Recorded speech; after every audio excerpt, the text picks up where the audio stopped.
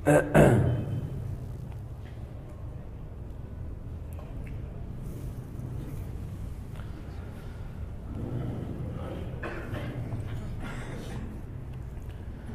لله نحمده ونستعينه ونستغفره ونؤمن به ونتوكل عليه ونعوذ بالله من شرور أنفسنا ومن سيئات أعمالنا من يهده الله فلا مضل له ومن يضلل فلا هادي له ونشهد أن لا إله إلا الله وحده لا شريك له ونشهد أن سيدنا وحبيبنا وشفيعنا وسندنا محمدا عبده ورسوله صلى الله تعالى عليه وعلى آله وأصحابه وبارك وسلم تسليما كثيرا كثيرا.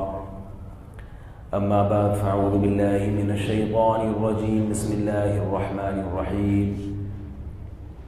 يا أيها الذين آمنوا ادخلوا في السلم كافة ولا تتبعوا خطوات الشيطان إنه لكم عدو مبين. وقال النبي صلى الله عليه وسلم الكيس من دان نفسه وعمل لما بعد الموت.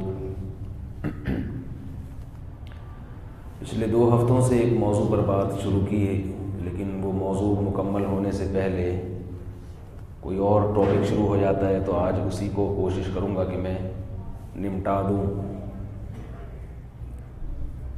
بات یہ شروع کی تھی میں نے، پہلے تو دعا کر لیتا ہوں اللہ تعالیٰ صحیح طرح سے بات کہنے کی، ہم سب کو سننے کی، سمجھنے کی اور پھر عمل کی توفیق عطا فرمائے.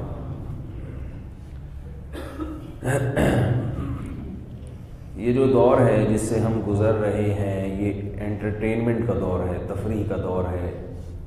ہر آدمی ہر وقت خوش رہنا چاہتا ہے، کچھ نہ کچھ اس کو تفریح چاہیے.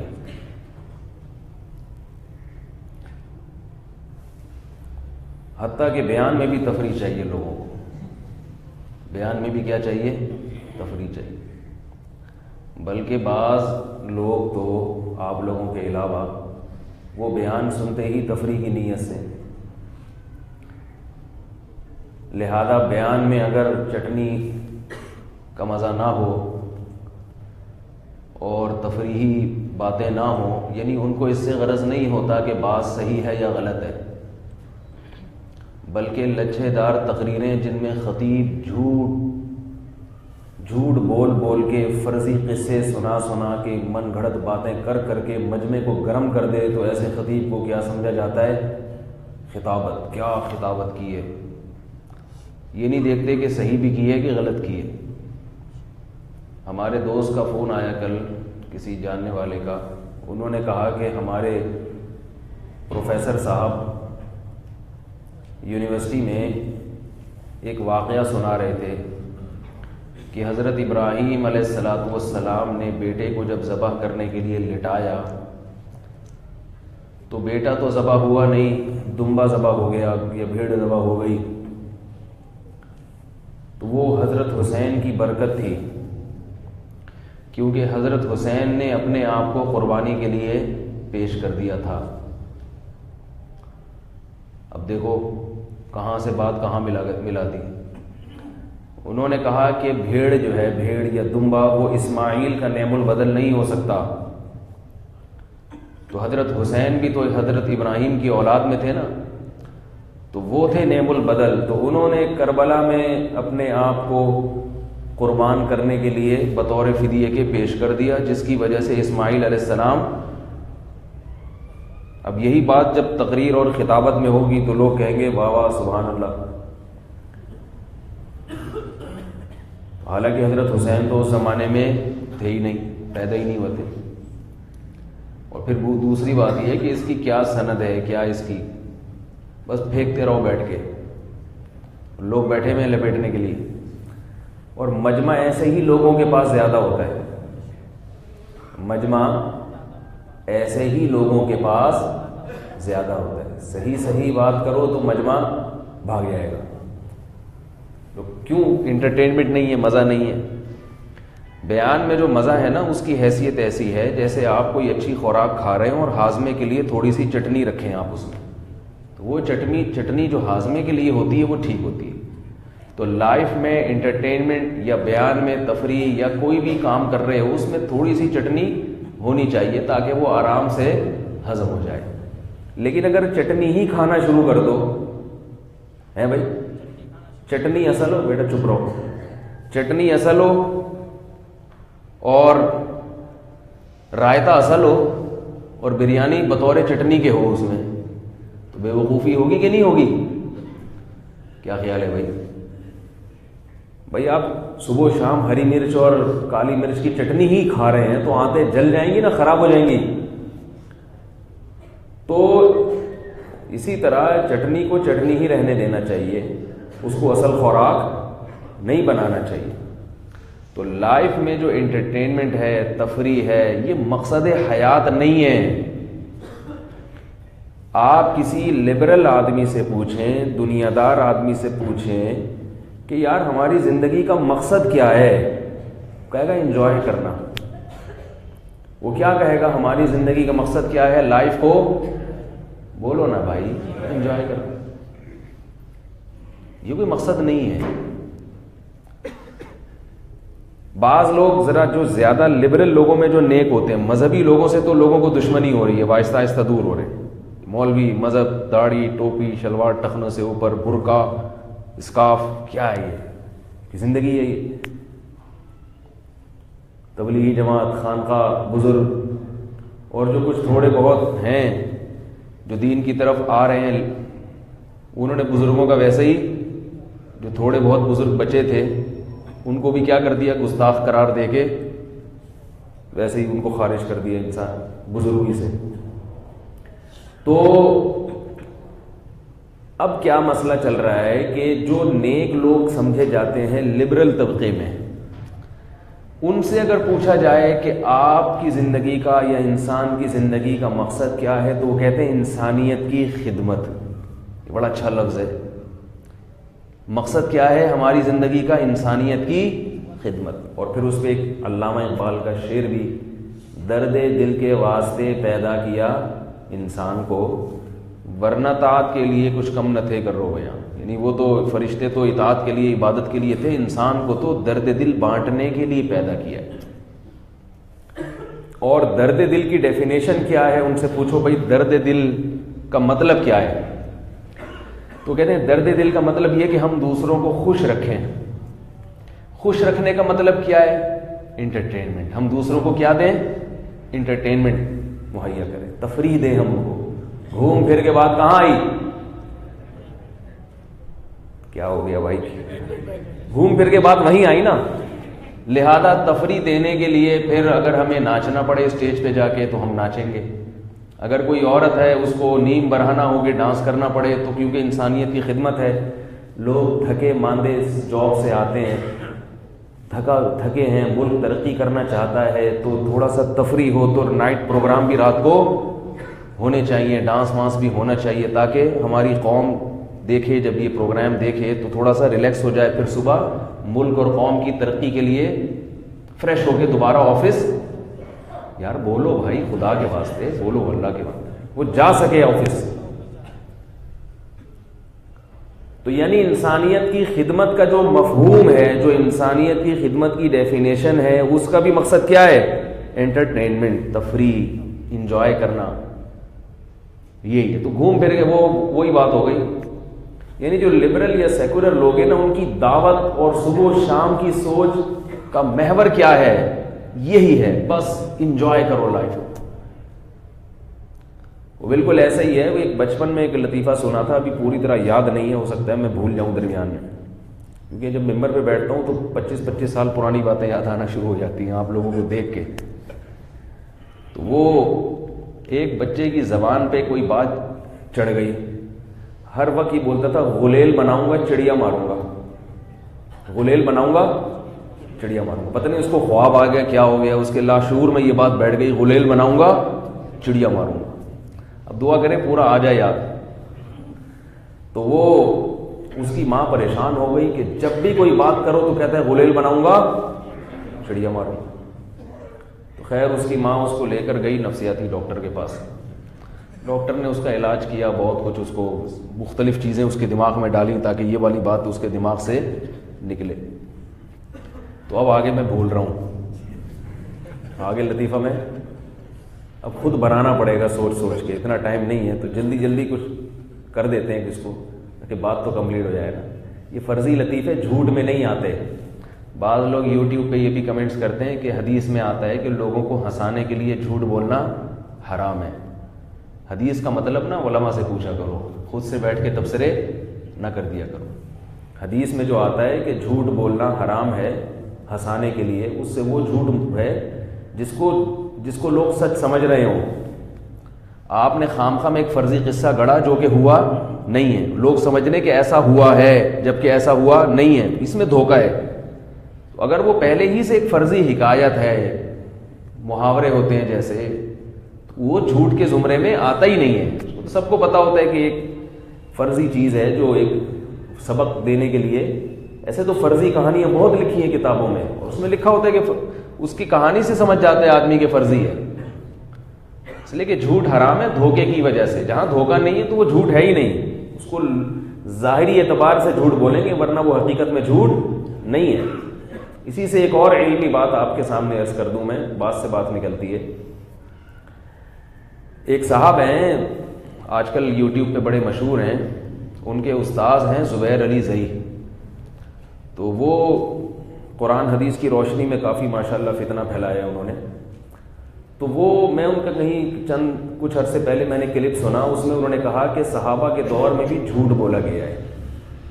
صحابہ کے دور میں بھی، بولو بھائی، صاف لفظوں میں تو انہوں نے نہیں کہا کہ صحابی نے جھوٹ بولا ہے، مگر ان کے الفاظ یہ ہیں کہ صحابہ کے دور میں بھی. ظاہر اس سے مراد غیر مسلم تو نہیں ہے، اس سے مراد کیا ہے؟ مسلم. انہوں نے دلیل دی کہ وہ روایتیں پیش کی جس میں کذب کا لفظ آیا ہے. کذب عربی میں جھوٹ کو بولتے ہیں. تو مجھے اس وقت احساس ہو رہا تھا کہ دیکھو، ائمہ مجتہدین کی جب انسان اتباع سے ہاتھ کھینچتا ہے تو پھر اس کو اس کی اپنی عقل، اپنی فہم کس گمراہی کی طرف لے کر جاتی ہے. کتنی بڑی بات کر دی اس شخص نے. کس پر جھوٹ کا بہتان لگایا؟ صحابہ کرام. حالانکہ صحابہ کے بارے میں اجماع ہے، الصحابۃ کلہم عدول، سب کے سب کیا ہیں؟ سچے ہیں. ان سے حدیث کے معاملے میں جھوٹ کا صدور نہیں ہوا. وہ جو روایتیں پیش کر رہے تھے جس میں کذب کا لفظ آیا ہے، تو ان کو کذب کا لفظ کے حقیقی معنی سمجھنے میں غلطی ہوئی ہے. کذب بعض مرتبہ خلاف واقعہ چیز کو بھی کہا جاتا ہے. آپ ایک چیز کو سچ سمجھ رہے ہیں مگر وہ حقیقت میں ایسی نہیں ہے. تو جب صحابی نے دوسرے صحابی پر رد کیا تو انہوں نے جھوٹ کا لفظ استعمال کیا کہ تم جھوٹ بول رہے ہو. یہاں جھوٹ سے وہ جھوٹ مراد نہیں ہے جو ہم جس معنی میں لیتے ہیں. کیا مطلب؟ کہ تمہاری جو نالج ہے اس معاملے میں صحیح نہیں ہے. یعنی یہ بات ایسے نہیں بلکہ ایسے ہے. جیسے ابراہیم علیہ السلام سے کذب کا، جھوٹ کا صدور ہوا نا، کذب، لیکن وہاں جھوٹ سے حقیقی جھوٹ نہیں ہے. ایسے ہی بعض روایتوں میں کسی صحابی کی طرف کذب کی نسبت ہے، لیکن وہاں مراد کیا ہے؟ خلاف واقعہ بات جو جان کر نہیں ہوئی ہے. اس کی مثال ایسے ہے جیسے عبداللہ ابن مسعود رضی اللہ تعالی عنہ سے کسی نے کہا، کسی کا نام لے کے کہا کہ وہ یہ کہتے ہیں کہ قرآن مجید میں جس موسیٰ کا ذکر ہے جو خضر علیہ السلام کے پاس گئے تھے، یہ وہ موسیٰ نہیں ہے جو بنی اسرائیل کے موسیٰ تھے، بلکہ یہ کوئی اور موسیٰ ہیں. عبداللہ بن مسعود کو غصہ آیا اور فرمایا کذب عدو اللہ، اللہ کے دشمن نے جھوٹ کہا. حالانکہ جن کی طرف عبداللہ بن مسعود نے نسبت کی ان کے بارے میں اجماع ہے کہ نہ تو وہ اللہ کے دشمن تھے اور نہ وہ، بولو بھائی، جھوٹے تھے. یہاں کیا مطلب ہے؟ غلط کہا انہوں نے، ان کی معلومات درست نہیں ہے. اب جنہوں نے کہا نا کہ یہ وہ موسیٰ نہیں ہے، ان کی معلومات ناقص تھیں. اپنے علم کی بنیاد پر انہوں نے ایک بات کہہ دی. حضرت عبداللہ بن مسعود رضی اللہ تعالی عنہ نے ان پر سختی سے رد کے لیے کذب کا لفظ استعمال کیا. حقیقی جھوٹا مراد یہاں پر نہیں ہے، کیونکہ عربی میں استعمال ہوتا ہے ایسے. بعض دفعہ آپ کسی پر سختی سے رد کرنے کے لیے کہ بھائی غلط کہا ہے، تو ہم کہہ دیتے ہیں کہ انہوں نے جھوٹ کہا ہے. مراد یہ نہیں ہوتا کہ یہ جھوٹے ہیں یا یہ جھوٹ بولتے ہیں یا واقعی یہ جھوٹ بولا ہے. مراد یہ کہ ان کی معلومات کیا ہیں. تو خلاف واقعہ کہ حقیقت میں ایسی نہیں ہے جیسے یہ سمجھ رہے ہیں، حقیقت میں وہ بنی اسرائیل ہی کے موسیٰ تھے، لہذا یہ بات جو انہوں نے کی ہے یہ غلط کی ہے. تو غلط بات کو بھی کس سے تعبیر کیا جاتا ہے عربی میں؟ جھوٹ سے. تو اس قسم کے جتنے الفاظ حدیث میں آئے تھے نا، انہوں نے اٹھا کے صحابہ پر لگا دیے. اور محترم زبیر علی زئی صاحب رحمہ اللہ تعالیٰ، ان کا انتقال ہو چکا ہے، لیکن ان کے شاگرد ماشاءاللہ فتنہ پھیلا رہے ہیں. حضرت معاویہ کو برا بلا کہتے ہیں. تو نتیجہ کیا نکل رہا ہے کہ میں یہ بار بار یہ سوچتا ہوں کہ اپنی فہم پہ اعتماد قرآن و سنت کو سمجھنے میں یہ انسان کو تباہی اور بربادی کی طرف لے جاتا ہے. یہی بات تو منکرین حدیث کہتے ہیں. انہی چیزوں کی بنیاد پہ حدیث کے انکار کرنے والے کہتے ہیں کہ یہ حدیثیں مستند نہیں ہیں. تو آپ کس طرف قوم کو لے کے جا رہے ہو؟ اسی سے ایک اور مسئلہ سمجھ لیں. بات سے بات نکلتی ہے. بھائی آؤں گا ٹاپک کی طرف انشاءاللہ، یا آج نمٹاؤں گا میں. یہ جو حدیث میں آتا ہے کہ لیس الکذاب الذی یکذب لیصلح بین الناس، وہ شخص جھوٹا نہیں ہے جو اس لیے جھوٹ بولتا ہے کہ لوگوں کے درمیان صلح کرا دے. حنفیہ کے نزدیک، امام ابو حنیفہ کے نزدیک صریح جھوٹ بولنا کسی صورت میں جائز نہیں ہے، حتیٰ کہ لوگوں کے درمیان صلح کرانے کے لیے بھی صریح جھوٹ بولنا جائز نہیں ہے. اسی طرح حدیث میں آتا ہے کہ بیوی کو خوش کرنے کے لیے جھوٹ بولنا، اس کی بھی آپ صلی اللہ علیہ وسلم نے اجازت دی ہے. تو یہاں بھی حنفیہ کے نزدیک صریح جھوٹ سے صریح جھوٹ مراد نہیں ہے. کیوں؟ وہ کہتے ہیں قرآن مجید میں آتا ہے لعنت اللہ علی الکاذبین، جھوٹ بولنے والوں پر اللہ کی لعنت. تو حدیث کا ایسا مفہوم بیان کیا جائے گا کہ یہ آیت قرآن کی آیت کے مخالف نہ رہے. یہاں کہتے ہیں کہ یہاں بھی مراد ہے توریہ، اس کو بھی جھوٹ سے تعبیر کیا گیا ہے. توریہ کہتے ہیں کہ آپ ایک بات کر رہے ہو، سامنے والے اس کا مطلب کچھ اور لے اور آپ کی نیت کچھ اور. ذو معنی الفاظ کہیں آپ، لوگوں میں جوڑ پیدا کرنے کے لیے. کلیئر کٹ بات نہ کریں، کیونکہ سب بتا دیں گے تو ہاتھ پاؤں کٹوا دیں گے. بیوی کو سب سچ سچ بتا دیا آپ نے، رات کہاں تھے آپ، گئے کام سے، تو بھائی تھوڑی سی ٹوپی کرا دو اس کو. ویسے تو الٹی حرکتیں چھوڑ دیں، غلط کام چھوڑ دیں، لیکن اگر سب صحیح بتا دیں گے تو گھر برباد ہو جائے گا. تو تھوڑا سا کیا ہوتا ہے، اس کو ہماری زبان میں کہتے ہیں ٹوپی کرانا، عربی میں کہتے ہیں توریہ کا مطلب چھپانا. آپ کچھ بول رہے ہیں، بیگم اس کا مطلب کچھ اور سمجھ رہی ہے. تو اس سے بڑی فساد سے ایک بہت بڑی جنگ عظیم ہونے والی تھی، اس سے الحمدللہ آپ کی بچت ہو گئی. کیا خیال ہے؟ اسی طرح بیگم بھی کبھی کبھار شوہر کو ٹوپی کرا دیتی ہے. ٹوپیوں کے بغیر یاد رکھو گھر کبھی بھی جڑ نہیں سکتا. بعض خواتین کہتی ہیں مردوں کو آپ سکھا رہے ہو توریہ کرنا، ٹوپیاں کرانا. تو میں کہتا ہوں کیا خواتین ٹوپیاں نہیں کراتی اپنے میاں کو؟ وہ کون سا بالکل سچ سب بتا رہی ہوتی ہیں. تو یہ نہیں کہ ظلم کرنا شروع کر دیں ایک دوسرے کے اوپر.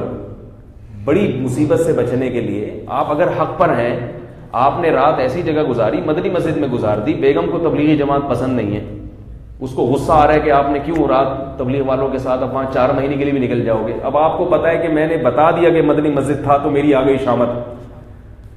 اس میں پھر آپ کہہ سکتے ہیں کہ بھائی میں کچھ اب کیا کہنا، یہ تو آپ کا کام ہے نا، میں کیوں بتاؤں، یہ تو آپ سوچیں، ہم کیوں آپ کو ٹوٹ کے بتائیں. تو بہت بڑی ٹینشن سے بچنے کے لیے تو یہاں بھی کیا ہے کہ اس کو کذب سے تعبیر کیا گیا ہے مجازن.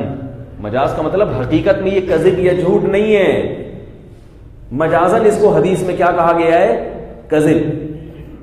تاکہ کوئی یہ نہ سمجھے کہ بھائی یہ جن میں تقوی زیادہ ہوتا ہے تو وہ ڈرتے ہیں کہ بھائی ہم گول مول بات کر کے جوڑیں گے تو بالکل ایسا نہ ہونے، کلیئر کٹ بات. اسی طرح 2 میں لڑائی ہو گئی تو تھوڑا بہت ان کو، مثال کے طور پر ایک نے دوسرے کی تعریف کی تو تھوڑا سا مسالہ زیادہ لگا کے بتا دو اس کو، یار وہ تو تمہاری تعریفیں کرتا پھر رہا ہے، وہ تو تمہارے ساتھ اچھا سلوک کر رہا ہے, جب جاؤ تو وہ بولتا ہے کہ بھائی ماشاءاللہ بڑے اچھے آدمی ہیں, حالانکہ اس نے ایک ہی دفعہ بولا تھا اور بول کے بعد میں پچھتایا بھی تھا, لیکن آپ نے اس کے پچھتانے کا تذکرہ نہیں کیا, اس کے صرف بولنے کا تذکرہ کر دیا. ساس بہو میں جھگڑا ہو رہا ہے تو بہو کو بول دو بھائی تمہاری ساس تو میں تو جب بھی گئی ہوں میرے سامنے تو کوئی برائی نہیں کی اس نے. کیا مطلب وہ برائی جو کی تھی وہ اتنی کم نوعیت کی تھی کہ وہ میں اس کو برائی سمجھتا ہی نہیں ہوں. تو اس قسم کی بات کر کے اس چیز کو کذب سے تعبیر کیا گیا ہے. اور یہ صرف ہوائی باتیں نہیں ہیں, قرآن و سنت سے ثابت ہے. ابراہیم علیہ السلام قیامت میں کہیں گے, لوگ ان کے پاس جائیں گے کہ آپ ہماری سفارش کریں اللہ تعالیٰ سے, شفاعت کریں. حضرت ابراہیم کہیں گے مجھ سے جھوٹ کا صدور ہوا ہے, میں کیسے اللہ کے سامنے شفاعت کروں, مجھے تو یہ ڈر ہے کہ اللہ اس پہ نہ پکڑ لے. حالانکہ پیغمبروں سے کبھی جھوٹ کا صدور, بولو بھائی, نہیں ہوتا. جھوٹ تو انسان کے کردار کو خراب کر دیتا ہے. پیغمبر ابراہیم خلیل اللہ کیسے جھوٹ بولیں گے؟ وہ کون سے لفظ تھا جس کو دیکھ کے ابراہیم علیہ السلام نے کہا کہ میں نے جھوٹ بولا ہے؟ وہ تھا کہ جب قوم نے کہا کہ آپ ہمارے ساتھ عید منانے کے لیے, تہوار منانے کے لیے چلیں, ابراہیم علیہ السلام نے سوچا کہ یہ سارے چلے جائیں, میں اکیلا رہ جاؤں تو میں ان کی بتوں کی کت بناؤں گا. اتنا اچھا موقع پورے سال مجھے دوبارہ نہیں ملے گا. فنظر نظرۃ فی النجوم, ستاروں کی طرف دیکھا. قال انی سقیم, فرمائے کہ میں بیمار ہوں. میں کیا ہوں؟ حالانکہ کوئی بیماری نہیں تھی. یہاں مراد تھا روحانی طور پر کہ میں تمہارے ان حرکتوں کو دیکھ دیکھ کے بیمار ہو گیا ہوں, روحانی طور پر, ذہنی طور پہ ڈسٹرب ہو گیا ہوں. یہ نیت تھی ابراہیم علیہ السلام کی.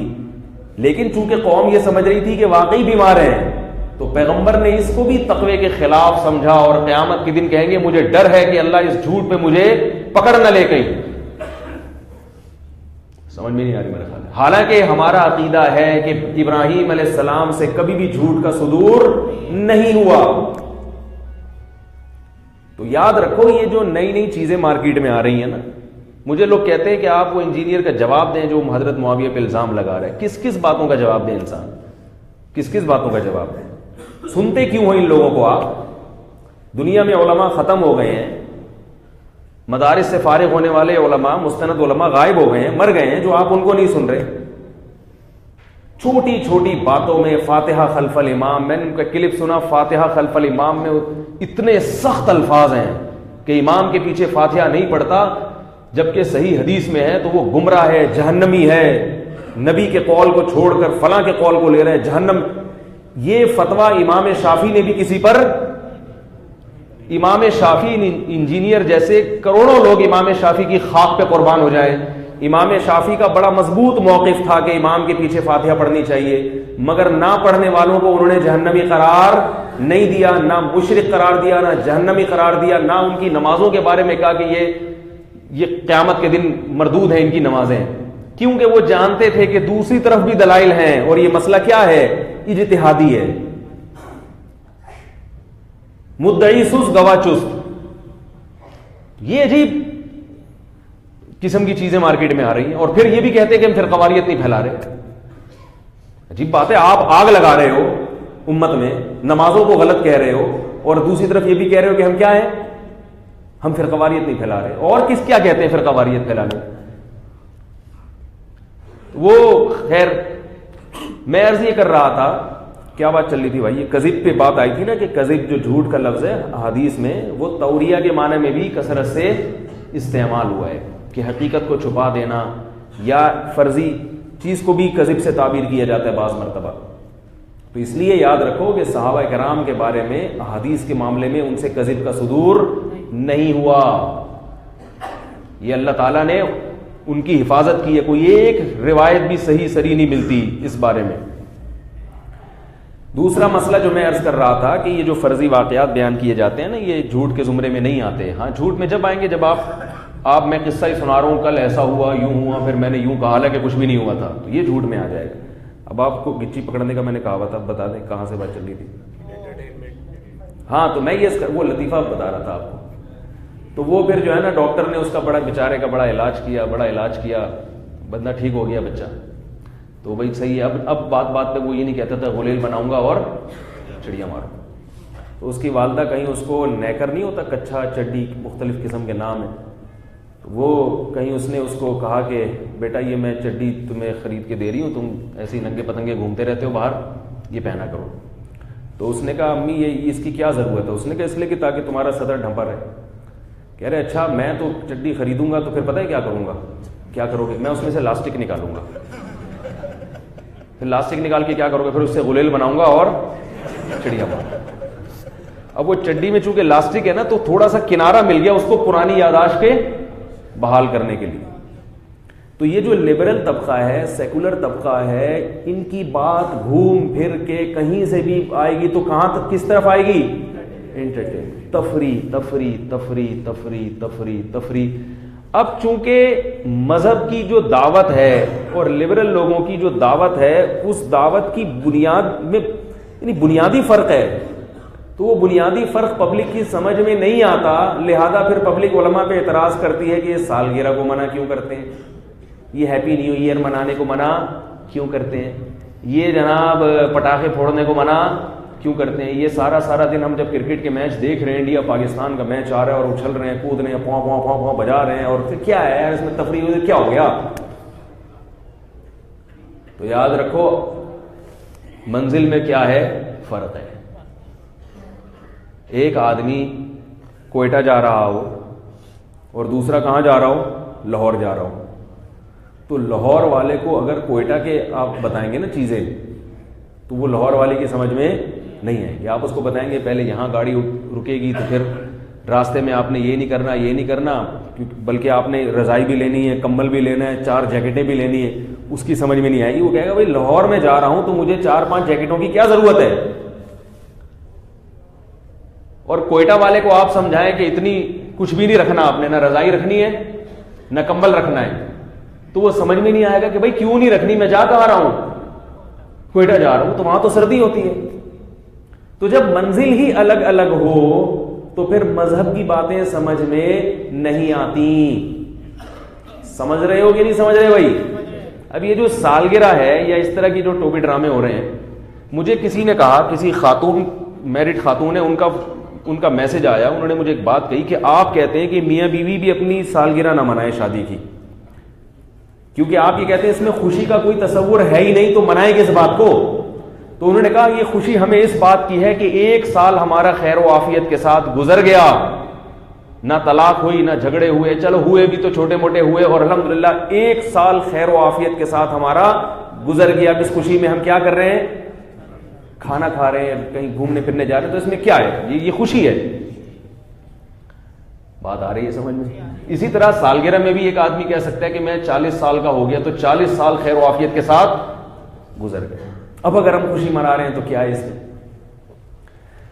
یاد رکھو جو چیز گزر جاتی ہے نا وہ تو گزر گئی, خوشی میں گزرے یا غم میں گزرے. خوشی یا غم ہمیشہ آئندہ کی چیزوں کو سوچ کے ہوتا ہے, پچھلی چیزوں کو سوچ کے نہیں ہوتا. مثال سے بات سمجھ میں آئے گی انشاءاللہ. دیکھو ایک پھانسی کا مجرم ہے,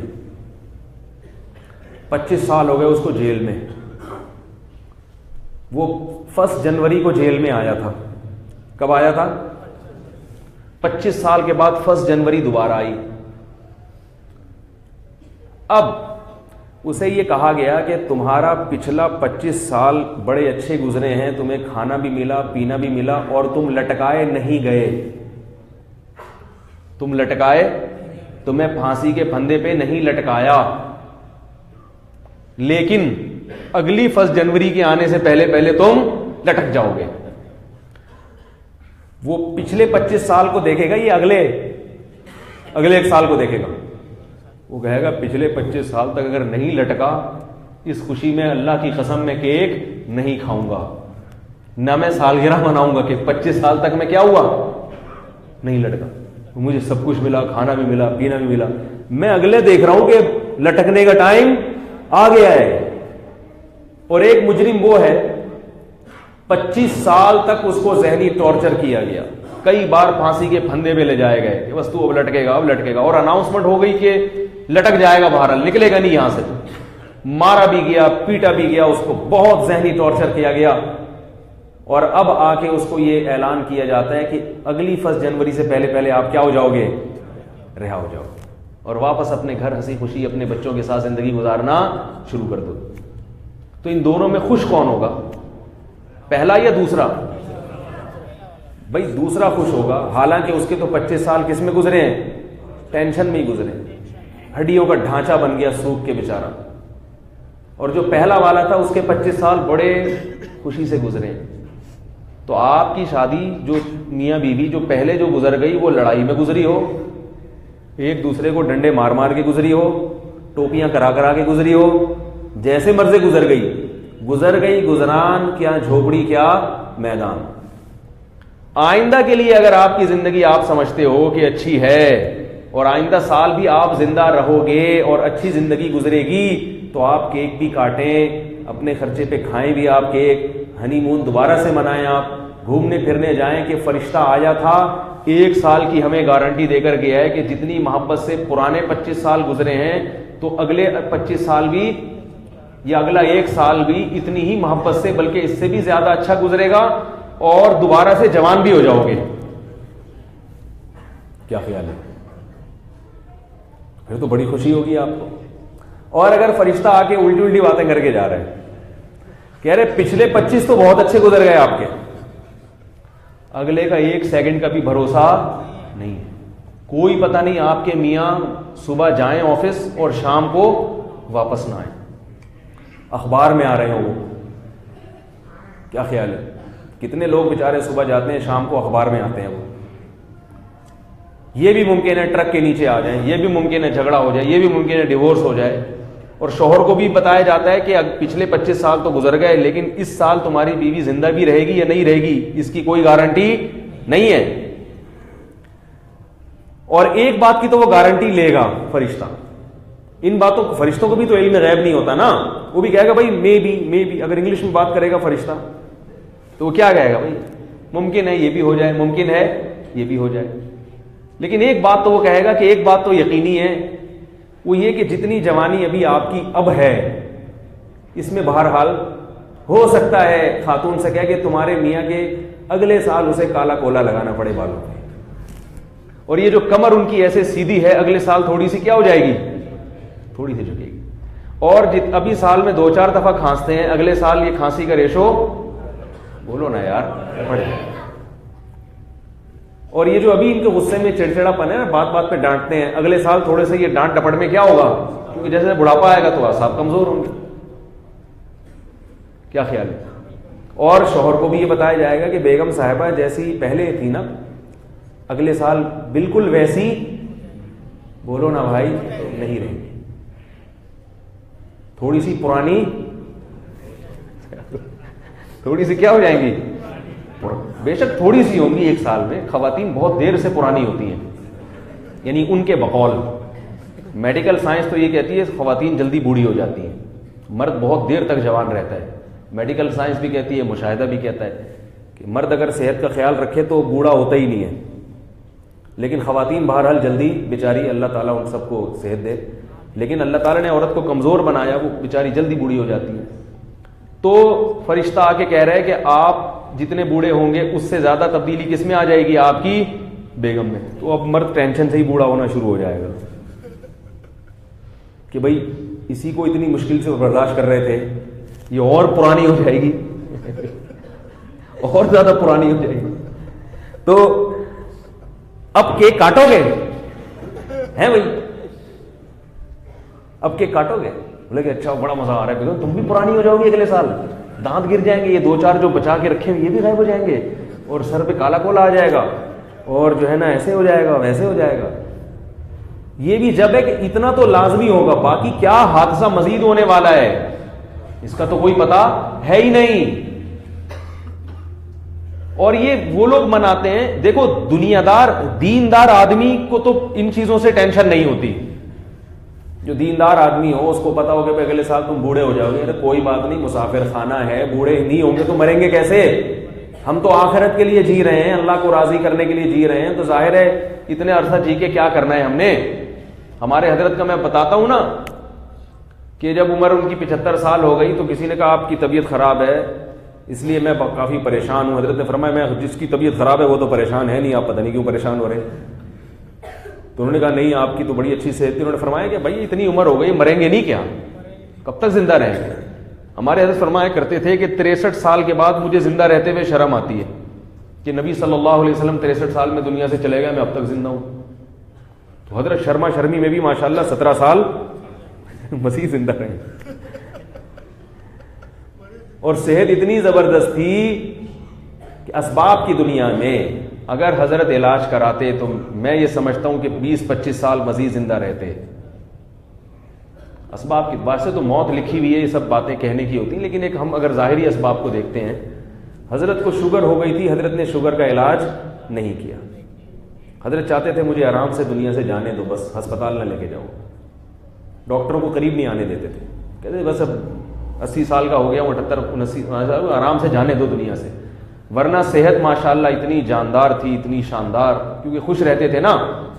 اس لیے نہیں خوش رہتے تھے کہ ہر انٹرٹینمنٹ کے لیے میچ دیکھتے تھے خوش رکھنے کے لیے اپنے آپ کو, اور جناب فلمیں معاذ اللہ دیکھتے ہو خوش رکھنے کے لیے, یا سالگرہیں منا رہے ہو بچوں کی اور اپنی. اندر کی جو خوشی ہوتی ہے اس کے لیے کیک کاٹنے کی ضرورت نہیں ہوتی, اس کے لیے کیک کاٹنے کی ضرورت نہیں ہوتی. وہ میں اس کو بتاؤں گا ابھی وہ اندر کی خوشی کیا ہوتی ہے, وہ والی کر لیں گے تو آپ کو سالگرہوں کی ضرورت اور یہ ٹوپے ڈراموں کی ضرورت نہیں رہے گی. ہر دن آپ کا خوشی کا دن ہوگا. تو وہ جو تھے نا وہ علاج نہیں کرتے تھے, ڈاکٹروں کو قریب نہیں آنے دیتے تھے, ساری زندگی ڈاکٹروں سے دور رہے. حضرت ہمارے ایلوپیتھک میڈیکل سائنس کے بہت خلاف تھے. میں یہ نہیں کہہ رہا کہ صحیح تھے یا غلط تھے اس معاملے میں, لیکن ان کی ذاتی رائے تھی. وہ علاج حکیموں سے کراتے تھے, حکیموں سے علاج کراتے تھے. وہ حکیم بھی کوئی اچھا سا ہو. اب آپ نہ کہیں حکیموں سے شروع کر دیں, حکیموں کے نام پہ بہت 2 نمبری ہو رہی ہے.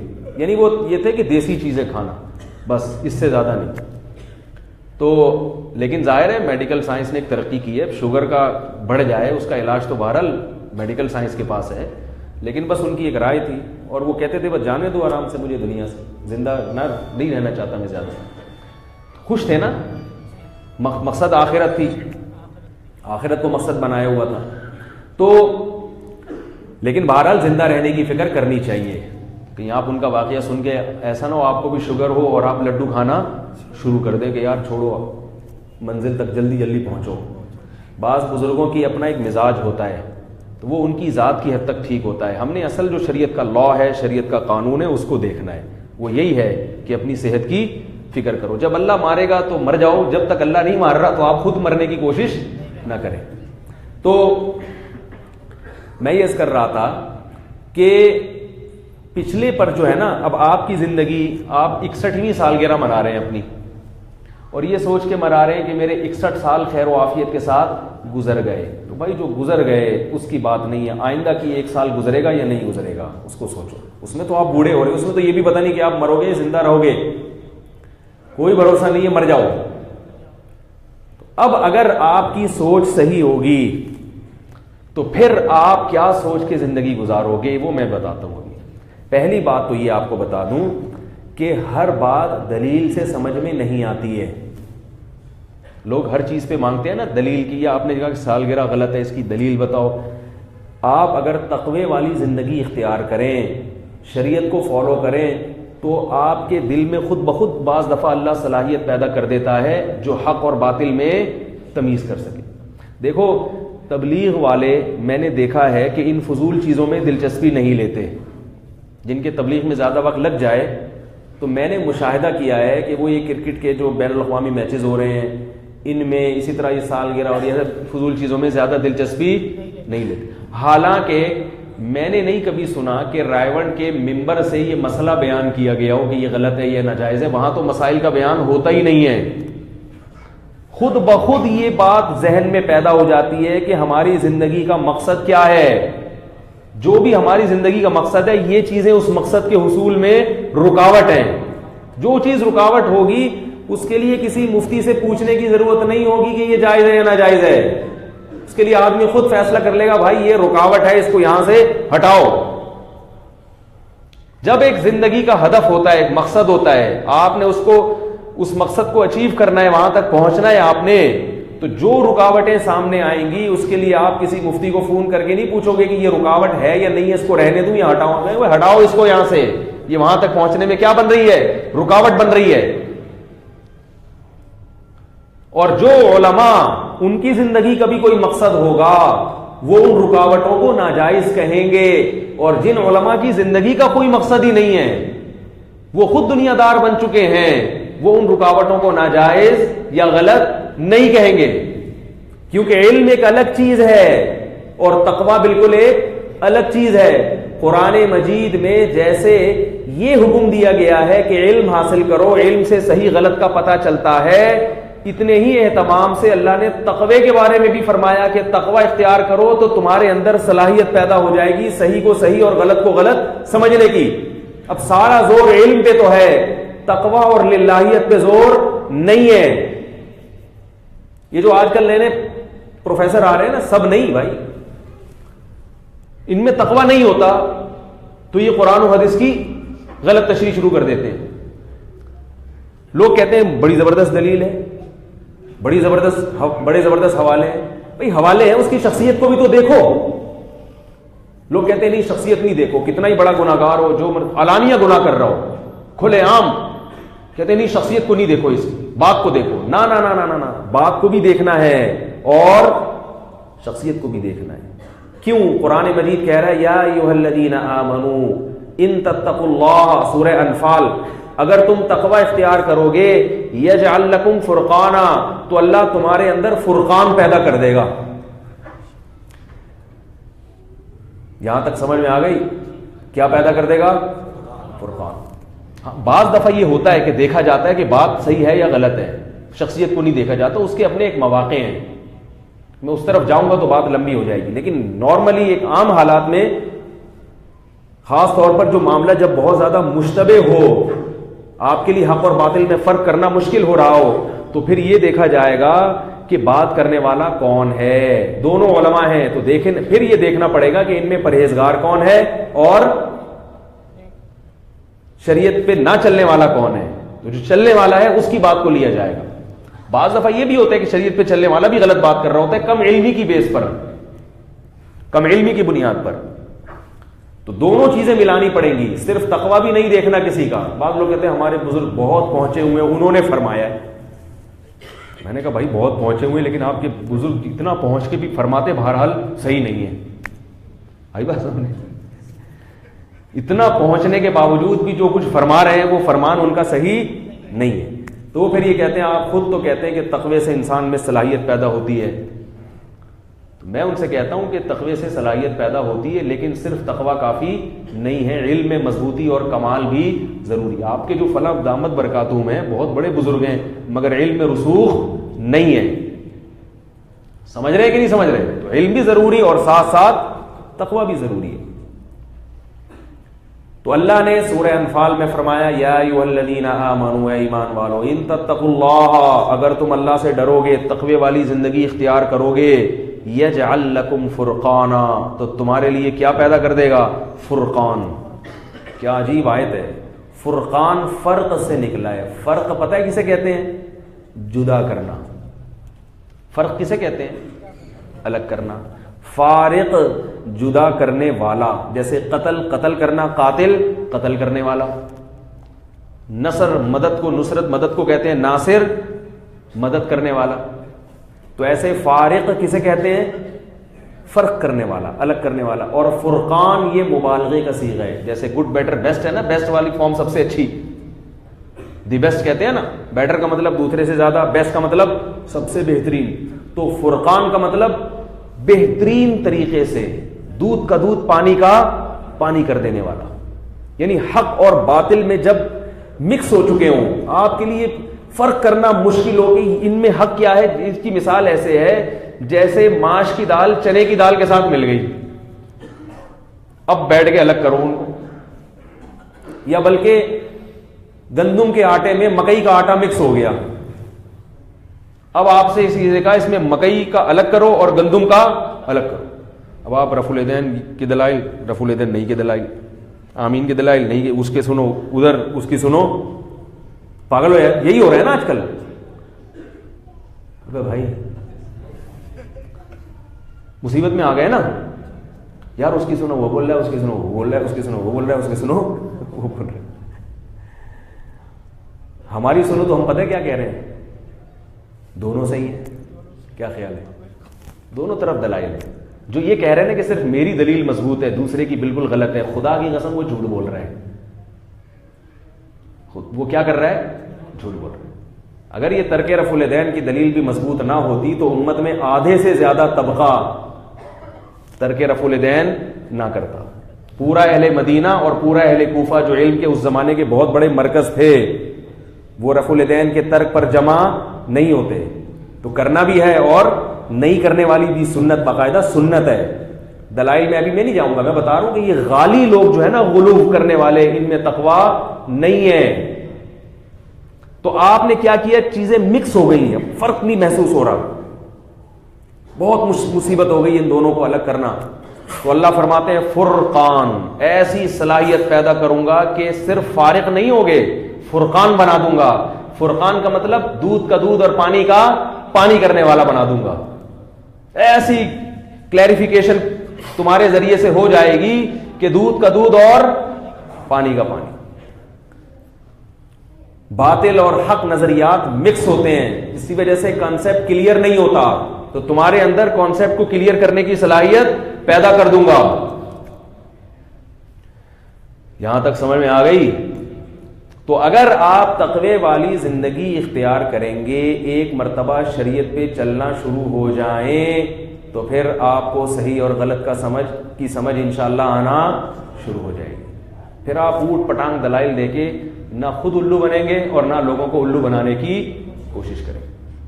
خود صلاحیت پیدا ہو جائے گی, خود بعض چیزوں میں خود مفتی بن جائیں گے آپ. خود اتنی اللہ تعالیٰ ملکہ پیدا کر دے گا آپ کے اندر. تو وہ کیا ملکہ پیدا ہو جاتا ہے کہ جب انسان تقوی کی زندگی اختیار کرتا ہے, اس کے سامنے ایک ہدف ہوتا ہے. ایک بات خوب یاد رکھیں کہ لوگ آج کل قانون کس کا فالو کر رہے ہیں؟ یورپ اور امریکہ کا. ان کی زندگی میں تقوی ہے؟ بولو نا بھائی, نہیں ہے. تو کیا وہ صحیح فیصلہ کر سکتے ہیں؟ وہ کبھی بھی نہیں کر سکتے صحیح فیصلہ. لوگ ان کی ذہانت کو دیکھ رہے ہیں کہ یار جس نے موبائل ایجاد کر لیا, جس نے کمپیوٹر بنا لیا, وہ قانون کیسے غلط بنائے گا. لوگ اس چیز کو دیکھ رہے ہیں. وہ بھائی موبائل بنانے کا تقوی سے تعلق نہیں ہے, کمپیوٹر کی ایجاد کا تقوی اور للہیت سے تعلق نہیں ہے. صحیح راستہ کیا ہے, غلط راستہ کیا ہے, لائف اسٹائل کیا ہونا چاہیے, اس کا تعلق کس سے ہے؟ تقوی سے. کیونکہ صحیح راستہ ہدایت کا راستہ ہے, غلط راستہ گمراہی کا راستہ ہے. اللہ نے صحیح راستہ اور غلط راستہ سمجھانے کے لیے تقوی کو مشروط قرار دیا ہے کہ تقوی کی شرط ہے. تقوی ہوگا تو پتہ چلے گا کہ صحیح کیا ہے, غلط کیا ہے. موبائل کے لیے نہیں اللہ نے کہا, کاروبار کے لیے نہیں اللہ نے کہا کہ تقوی ہوگا تو دکان میں پیسے آئیں گے, بزنس چلے گا. نہیں, وہ تو ثابت صدر صاحب کا بھی چل گیا تھا. بلکہ جتنا بڑا جھوٹا ہوتا ہے اس کا بزنس اتنا ہی زیادہ چل جاتا ہے. دنیاوی ترقی کے لیے اللہ نے نہیں کہا کہ تقوی اختیار کرو گے تو دنیا میں ترقی ہوگی. یہ تو کافروں کو بھی ہو جاتی ہے. اس لیے میں کہتا ہوں کہ انگریزوں سے موبائل لے لیا کریں, وہ اچھے موبائل بناتے ہیں. ہمارے والے کیا بنائیں گے؟ ہمارے والے تو عجیب سی چیزیں بناتے ہیں. وہ کہتے ہیں نا, جاپان نے, امریکہ نے ایک سوئی بنائی, اتنی باریک اور مضبوط سوئی تھی. حالانکہ جتنی باریک ہوگی تو کمزور ہوگی, لیکن امریکہ کا کمال تھا کہ سوئی انتہائی باریک اور انتہائی مضبوط, اور چیلنج کیا کہ اس سے زیادہ باریک سوئی اتنی مضبوط بنا کے دکھاؤ. جاپان نے چیلنج قبول کیا, اور نہ صرف یہ کہ ایسی سوئی بنا کے دکھائی بلکہ اس میں سوراخ بھی کر کے دکھا دیا. ورنہ سوئی میں سوراخ کرنا آسان کام ہے, اور اتنی باریک سوئی. امریکہ باولا ہو گیا, یار یہ کیا کر دیا. پاکستانیوں نے بھی چیلنج قبول کیا, انہوں نے اس سوئی پہ میڈ ان پاکستان لکھ کے دکھا دیا. سوراخ کرنا پھر بھی آسان ہے, لیکن اس پہ لکھ دینا کچھ اتنی باریک سوئی کہ جس پہ لکھنے کی جگہ ہی نہیں ہے, اس پہ کیا لکھ کے دکھا دیا؟ Made in Pakistan. تو کیا کہہ رہا تھا یار, میں کدھر چلا گیا. تقوی کی تو بات. ہاں دیکھو, ان چیزوں کے لیے تقوی اور للہیت کی ضرورت ایسے کمالات کے لیے تقوی اور للہیت کی ضرورت نہیں ہے، بلکہ اس کے لیے تو فنٹر ہونا چاہیے آدمی کو. کیا خیال؟ اب مسئلہ یہ ہے کہ ہماری جو ینگ جنریشن ہے اس کو دھوکہ یہ ہو رہا ہے کہ جب ہم پنکھا ان سے لیتے ہیں جاپانیوں سے، ایئر کنڈیشن جاپان کا اچھا سمجھا جاتا ہے، اور جناب اللہ بھلا کرے آپ کا گاڑیاں وہاں کی اچھی سمجھی جاتی ہیں، مولویوں سے ہم گاڑیاں نہیں لیتے، اور گاڑیوں کے بارے میں مشورے بھی ہم مولویوں سے نہیں لیتے، بلکہ مولوی ہم سے خود مشورے لے رہے ہوتے ہیں. ٹھیک ہے نا؟ تو جب ہر چیز ہم ان سے لے رہے ہیں تو لائف اسٹائل بھی ہم انہی سے لیں گے. مولویوں سے کیوں لیں ہم لائف اسٹائل؟ یہ مولوی ہمیں بتائیں گے یہ صحیح ہے یہ غلط ہے. عورت گھر کی چار دیواری میں رہے، وہ پردے میں رہے، جاب نہ کرے. جاب کرنا کس کی ذمہ داری ہے؟ مرد کی ذمہ داری ہے. یہ کیسی باتیں کر رہے ہیں؟ اولاد زیادہ ہونی چاہیے، انگریز تو کہہ رہے 2 ہونے چاہیے، مولوی لوگ کیا کہہ رہے ہیں؟ زیادہ ہونے چاہیے. اسی طرح ادھر ادھر آنکھ مٹکانی مت کرو، گھروں میں آؤ، طلاق یافتہ بیوہ عورتوں سے نکاح کرو. ایک سے کام نہیں چل رہا بھائی، اگر عورتیں پھر بھی زیادہ ہیں تو 2 3 کرو. اللہ کہہ رہے ہیں نا، میں تھوڑی کہہ رہا ہوں. تو یہ کیا باتیں کر رہے ہیں یار؟ عجیب عجیب فضول قسم کی باتیں شروع کر دی ہیں. سود نہیں کھاؤ، تجارت کرو تو پہلے مولوی صاحب سے پوچھو حلال ہے یا حرام ہے بھائی. ان مولوی سے پوچھ کے چلیں گے یار یہ تو کچھ کرنے نہیں دیں گے. ان کے تو اپنے چندے آ رہے ہوتے ہیں، نذرانے آ رہے ہوتے ہیں، پتہ نہیں کہاں سے آ رہے ہوتے ہیں، مجھے تو سمجھ میں نہیں آیا بھائی کہاں سے آ رہے ہیں. ہمیں بھی بتاؤ یار. کہنا اگر ان کے تو ہدیے آ رہے ہیں، نذرانے آ رہے ہیں، اس پہ چل رہے ہیں. ہدیے نذرانوں پہ جو مولانا لوگ چلتے ہیں نا وہ روحانی والے ہوتے ہیں. آئی بات سمجھ میں؟ تعویذ کی دکان کھول کے بیٹھ جاؤ، پھر دیکھو نوٹ چھاپو. تو یہ تبصرے لوگوں نے شروع کیے ہیں، ہم ان کو فالو نہیں کریں گے. اور اس میں کرپٹ قسم کے مولویوں کی مثالیں بھی دی جاتی ہیں کہ ان کو تو جلسوں میں تقریر کرنا نہیں آتی. ایک صاحب کہہ رہے تھے ایک مولوی صاحب گالیاں بہت دیتے ہیں، مشہور ہیں، سب جانتے ہی ہوں گے. گالیوں میں ماشاءاللہ کیا ہے وہ بہت مشہور ہے، PhD کیا ہوا ہے کی ہوئی انہوں نے گالیوں میں. میں تو سنتا نہیں نا، کلپ دیکھتا ہوں، کبھی کبھار کوئی بھولا بسرا کلپ آ جاتا ہے تو چلو یار کہیں جا رہے ہیں چلو سن لو. تو وہ ان سے کسی اینکر نے پوچھا کہ آپ جو گالیاں دیتے ہیں تو قرآن و سنت میں منع نہیں ہے گالیاں دینا؟ تو انہوں نے قرآن کی آیت کوٹ کی کہ اس میں بھی گالیاں ہیں معاذ اللہ، حالانکہ اس میں گالیاں نہیں ہیں. دیکھو اپنی فحش زبانی کو پر اسلام کا لیبل لگانے کے لیے کیا کر دیا قرآن کا. قرآن اتنی پاکیزہ کتاب ہے کہ قرآن کوئی بھی فحش لفظ استعمال نہیں کرتا. اس کے لیے کنایا، کہیں ضرورت ہوگی تو کیا کہے گا؟ کنایا کے الفاظ استعمال کرے گا. کنایا کے الفاظ، اس کی بہت ساری مثالیں ہیں، اشارتاً کنایتاً بات کرے گا. تو اور بہت سارے مولوی ٹائپ کی چیزیں مارکیٹ میں چل رہی ہیں، اور ہم بھی کوئی بڑے آدمی نہیں ہیں، لیکن جو اصل علماء ہیں، جو اصل بزرگان دین ہیں، لوگ ان تک پہنچتے نہیں ہیں. جب علاج کرنا ہوگا تو اچھے ڈاکٹر کی تلاش تو کریں گے بیٹھ کے، مسئلہ پوچھنا ہوگا، لائف اسٹائل چینج کرنا ہوگا تو اچھے مولوی کی تلاش نہیں کریں گے. 2-4 مولویوں کو دیکھ کے بولیں گے ابے یہ سب ایسے ہی، ابے یہ کیا ہے، ابے سب دکانیں چلا رہے ہیں، ابے سب 2 نمبر لوگ ہیں، ابے سب کا. ایک صاحب نے مجھے کل کہا قرآن حدیث خود پڑھو. یوٹیوب پہ کمنٹ کیے ہوئے تھے قرآن حدیث خود سمجھو. یہ مولوی تمہیں خود سے اس لیے نہیں سمجھنے دیتے تاکہ ان کی دکانیں کہیں بند نہ ہو جائیں. میں نے کہا اگر یہ میرے سامنے ہوتے میں ان سے کہتا کہ یہ ایسے ہی ہے جیسے میڈیکل سائنس کی کتابیں خود پڑھو، کیونکہ اگر یہ ڈاکٹر تمہیں خود سے اس لیے نہیں پڑھنے دیتے تاکہ ڈاکٹروں کی کلینکیں بند نہ ہو جائیں.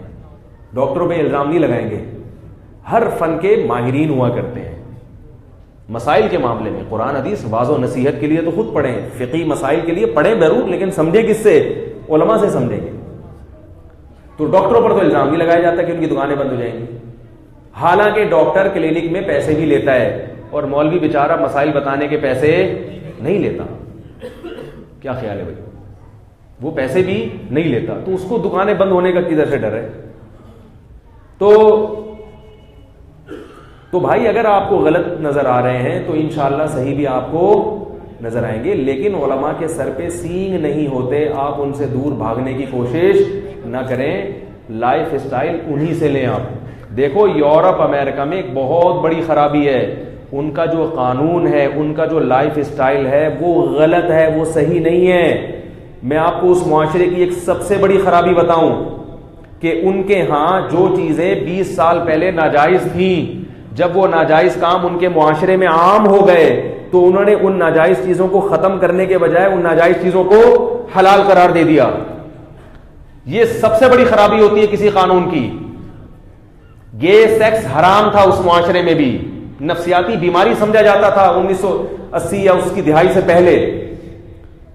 ایسے آدمی کو ڈاکٹروں کے پاس بھیجا جاتا تھا, بیمار سمجھا جاتا تھا. لیکن جب قوم کا ایک بہت بڑا طبقہ اس میں مبتلا ہو گیا تو اس کو کیا کر دیا انہوں نے, الاؤ کر دیا. اب وہ بیماری نہیں ہے. زنا اس معاشرے میں گناہ سمجھا جاتا تھا ایک زمانے میں, لیکن جب اس قوم میں زنا کثر, اور جس بچے کا باپ نہ ہو اس بچے کو ولد الزنا سمجھا جاتا تھا. یورپ امریکہ میں بھی, انگریزوں میں بھی یہ قانون تھا. لیکن جب ولد الزنا بچے بہت زیادہ ہو گئے, زنا وہ نہیں روک سکے معاشرے سے, تو اس زانی کو بھی بچے کا کیا قرار دے دیا, باپ قرار دے دیا. بھئی میرڈ میں اور ان میرڈ میں فرق کیا ہوا؟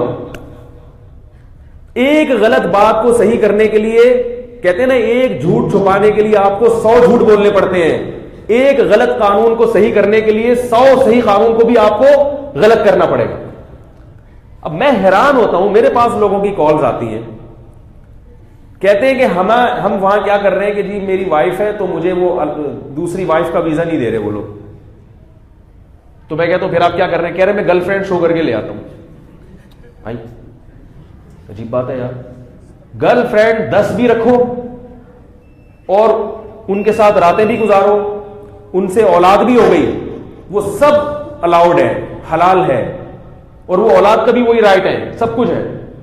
تو پھر فائدہ, کان ادھر سے پکڑو ادھر سے پکڑو.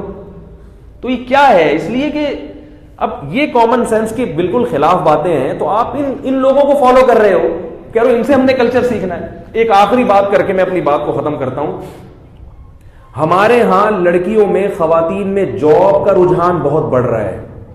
اتنی ڈینجرس چیز ہے, اتنی خطرناک چیز ہے کہ اس پر آپ کو مولوی ہی بتائے گا, یا وہ لوگ جو علماء سے جڑے ہوئے ہیں, یا وہ جو دین و مذہب سے محبت کرنے والے لوگ ہیں. ضروری نہیں کہ مولوی ہی ہو, کوئی بھی دین و مذہب سے محبت کرنے والا وہ جانتا ہے کہ یہ ہمارے معاشرے کو تباہ کر رہی ہے یہ چیز.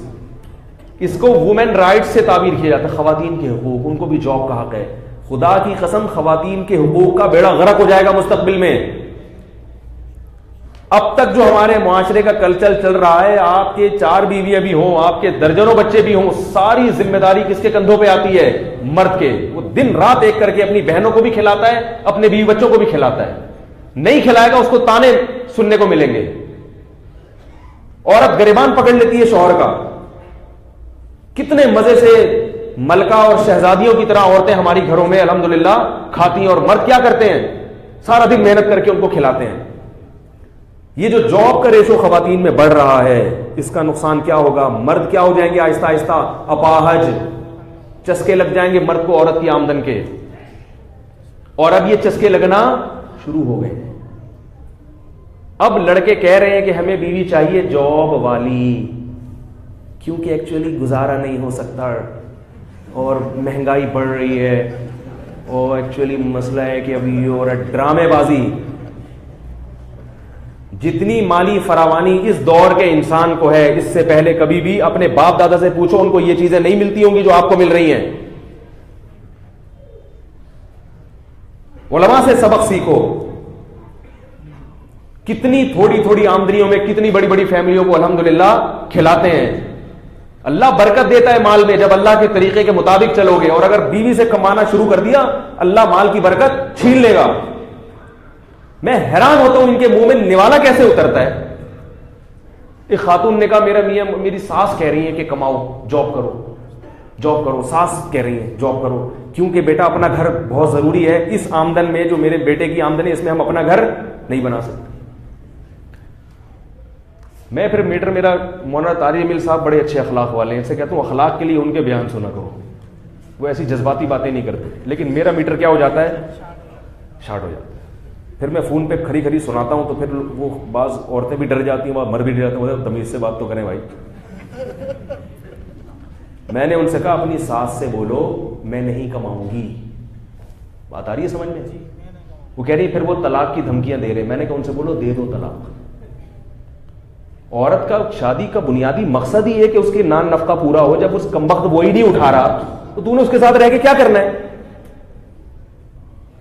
بھائی؟ بنیادی مقصد ہی عورت کیوں شادی کرتی ہے, اس کا ایک بہت بڑا مقصد, مقاصد میں سے ایک مقصد یہ ہوتا ہے معاشی کفالت. جب وہ ہی نہیں کر رہا تو چھوڑو نا, اس کے مکھنجو کے پاس رہنے کی کیا ضرورت ہے, اس بے شرم بے غیرت کے پاس. شرم نہیں آتی بیوی سے کما کے جناب اس کے لقمے کھا رہا ہے گاڑی خریدنے کے لیے؟ چھوڑو یار, رکشے میں جاؤ, چنچی میں جاؤ, بسوں میں جاؤ, W11 اتنی بڑی اللہ کی نعمت کراچی میں, اس میں جاؤ. غیرت اگر ختم ہو جائے نا, حیا ختم ہو جائے, اسلاف کہتے ہیں ففعل ما شئت, پھر جو چاہے کرو. پھر ذاتی گھر بھی ہوگا تو بولو گے کہ بیگم یہ گھر ناظم آباد میں ہے, ڈیفنس میں گھر کے لیے آپ کو اس سے اچھی جاب تلاش کرنی پڑے گی. لیبل اچھا لگایا جا رہا ہے, لیبل یہ لگایا جا رہا ہے کہ عورت جاب کرے تاکہ مرد کی دسترس سے, قید سے آزاد ہو. یاد رکھو عورت اگر مرد کی قید سے آزاد ہو گئی تو اس میں مرد کو نقصان نہیں ہے, عورت کو نقصان ہے. کیونکہ یہ قید غلاموں والی قید نہیں ہے, یہ وہ قید ہے جس کی وجہ سے آپ کو اس کو کھلانا پڑتا ہے, ذمہ داریاں اٹھانی پڑتی ہیں. اگر قید سے آزاد ہو گئی, مرد کہے گا جاؤ تم بھی آزاد اور میں بھی آزاد, تو آزادی سے مرد جب زندگی گزارے گا اس کی عیاشی زیادہ ہوگی. عورت جب آزادی میں زندگی گزارے گی تو اس کو محبت دینے والا, اس کو عزت کے ساتھ کھلانے پلانے والا, اور اس کو بیوی بنا کے رکھنے والا, اور بچوں کی ماں بننے والی, جو اس میں اس کو جو اللہ نے فضیلت دی ہے, ان تمام نعمتوں سے کیا ہو جائے گی؟ محروم ہو جائے گی. وہ انٹرٹینمنٹ کا ذریعہ بن جائے گی بس, جیسے کہ آفیسز میں, دفتروں میں ہو رہا ہے. ہمارے پاس ہر قسم کے طبقے کی کالز آتی ہیں, لوگوں سے رابطے ہوتے ہیں. جو جاب کرنے والی خواتین ہیں, میں سب کی بات نہیں کر رہا, آپ کسی پر بدگمان نہ ہو, ہر طرح کی اچھی بیچاری مجبوری میں بھی کرتی ہیں, مجبوری میں بھی کرتی ہیں. جب ظاہر ہے نہیں شوہر ذمہ داری اٹھا رہا تو مجبوراً کرنی پڑتی ہے ان کو, جو مجبوری میں کر رہی ہے ایک الگ بات ہے. لیکن میں آپ سے یہ کہہ رہا ہوں کہ یہ کلچر کیا ہے, غلط ہے. اس سے ہمارا فیملی سسٹم تباہ ہو جائے گا. لوگ کہتے ہیں ترقی نہیں ہوگی, اول تو یہ بات غلط ہے. ترقی ہوگی اس لیے کہ آپ کے پاس جو ویکینسیز ہیں وہ مردوں کے لیے, مرد بے روزگار پھر رہے ہیں, ان ویکینسیز میں پہلے مردوں کو بھر دو آپ, پھر اگر کچھ جاب رہ جائیں تو پھر آپ ان پہ خواتین کو لے آئیں. مرد بے روزگار پھر رہے ہیں کہ جاب نہیں مل رہی, اور خواتین کو دھڑا دھڑ جاب دی جا رہی ہے.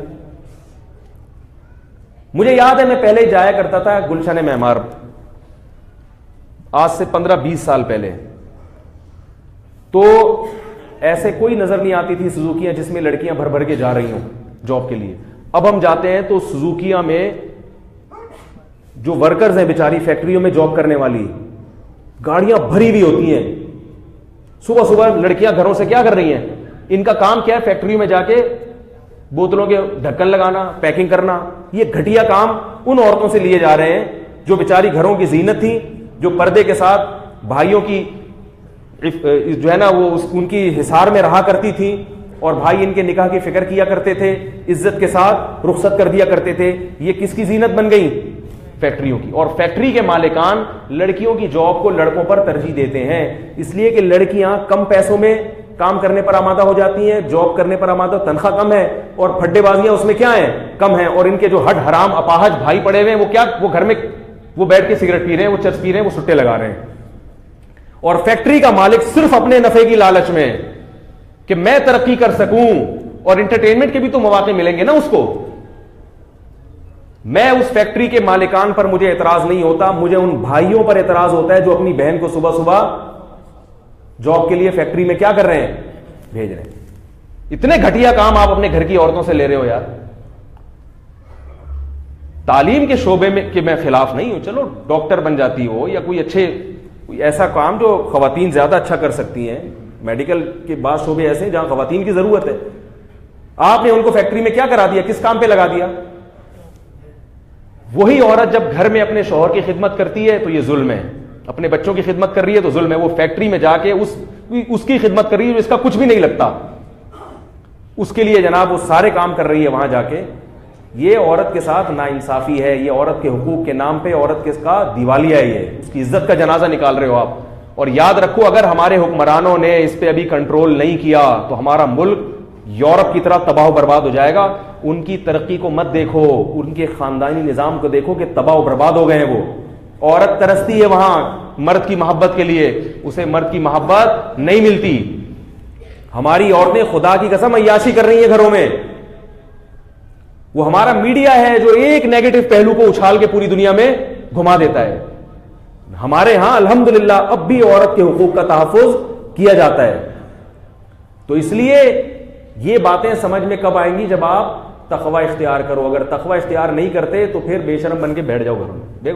بیگم کو بولو میں نے اپنا ذاتی مکان خریدنا ہے, آپ بھی جاب کریں اور میں بھی کیا کر رہا ہوں. ابھی تو آپ کر رہے ہیں, تھوڑے دنوں کے بعد پھر آپ کہیں گے میں ہی نہیں کر رہا, تم ہی کرو. فلپائن میں ایسا ہی ہوتا ہے. فلپائن میں یہ ہوتا ہے کہ شروع میں یہ ہوا کہ خواتین بھی جاب کریں گی, مرد بھی جاب کریں گے. کچھ عرصے کے بعد کیا ہوا, صرف آپ ہی کریں گی, ہم یہاں کیا کریں گے, پیڑے کھائیں گے بیٹھ کے. اب آپ دیکھیں پوری دنیا میں فلپینی عورتیں جاب کر رہی ہیں اور وہ ان کے مرد ہڈ حرام بیٹھ کے گھروں میں کھا رہے ہیں, پیڑے کھا رہے ہیں بیٹھ کے.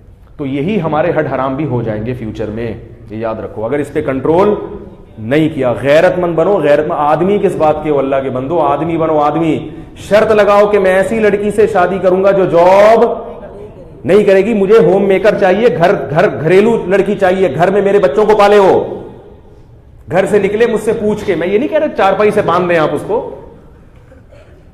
گھر سے باہر جائے گی ٹھیک ہے, ضرورت کے وقت جائے گی, بتا کے جائے گی یہاں جا رہی ہے, کمانے کے لیے نہیں جائے گی. اگر بیگم کہتی ہے گزارا نہیں ہو رہا, بیگم کوئی بات نہیں, میں بھی تو یہی پاپے کھا رہا ہوں نا, گزارا کرو اس. ہاں خدا نہ خواستہ بہت ہی کوئی حالت خراب ہو جائے, کوئی ایسی سخت کنڈیشن آ جائے کہ مکان کا کرایہ بھی نہیں نکل رہا, پھر ایک مجبوری کے حکام الگ ہوتے ہیں. پھر ٹھیک ہے وقتی طور پر آپ کو جاب جب تک نہیں مل رہی, وہ بیچاری اگر کر لیتی ہے تو ٹھیک ہے, پھر تو ایک تعاون کے طور پر تو وہ تو جائز ہے. لیکن بلا ضرورت میرے بھائی یہ کام مت کرو. اور یہ بات خوب یاد رکھیں کان کھول کے, وَمَن يَتَوَكَّلْ عَلَى اللَّهِ فَهُوَ حَسْبُهُ. اللہ فرماتے ہیں جو اللہ پہ اعتماد کرتا ہے اللہ اس کے لیے کافی ہو جاتا ہے. آپ اللہ پہ اعتماد کرو اور گھر کے مردوں کو بولو کمانا کس کی ذمہ داری ہے, مردوں کی, اور کھانا کس کی ذمہ داری ہے, عورت کی. کتنا اچھا لگتا ہے جب گھر کی عورتوں کو آدمی مرد بن کے کھلاتا ہے. ہمارے ایک دوست ہیں جاننے والے, انہوں نے اپنی چچازاد بہن کو ہدیہ بھیجا, عمر میں بڑے تھے